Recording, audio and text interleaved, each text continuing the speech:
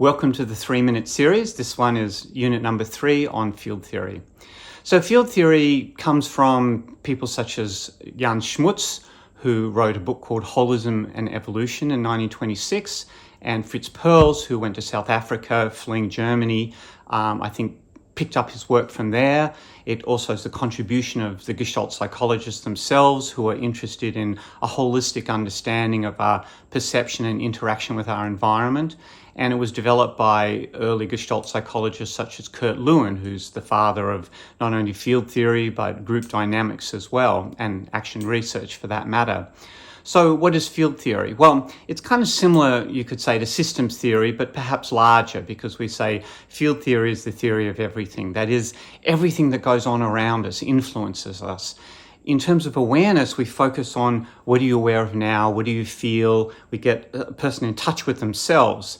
Field theory looks to the bigger context. It says what surrounds you, what's in the environment, who influences you and who influenced you, your family of origin, your great-grandparents, the economy, obviously the culture in which you live, your peers, your workplace. All these settings influence us greatly. And if you move from one company to another, you'll find yourself probably acting a little bit differently, although you're the same person, because if one company has a very tense atmosphere, you're likely to be tenser and, more stressed and snap at people. Whereas if you're in a different company or you walk into a different shop that has a very relaxed and welcoming atmosphere, you're going to feel differently and you're going to act different.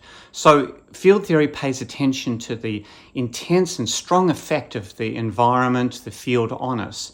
And sometimes these effects are subtle, often they're unseen, especially, for instance, culture, where we grow up in it, or a family culture. We kind of assume that's the way the world is, and we don't really realize those influences, the old fish in water situation.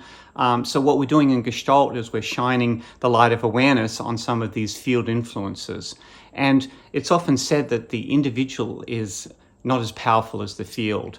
So, for instance, in a group too, we say that someone in a group often represents the field. Someone's, critical, for instance, in the group of everyone else. Okay, we can say you're being very critical or you hurt other people through your criticism. But we could also say, well, that person represents the field. They represent the element of criticism that may exist in the group but be in the background.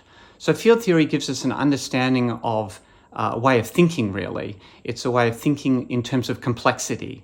Instead of linear causality, this causes that, we think of all the multiple influences that cause or influence somebody or something to do something.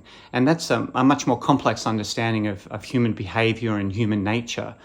So we want to take that complex thinking and apply it in terms of people's problems in their lives. So we don't just attend to what they're feeling, we attend to these influences that may go right from childhood, often do, but they're not the only form of influence. And we want to make them visible, we want to bring them into awareness. They help contextualize our understanding of the person and help the person also understand themselves more deeply.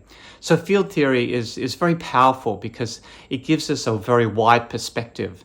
There's some therapies such as family constellations, which almost exclusively work in terms of field theory.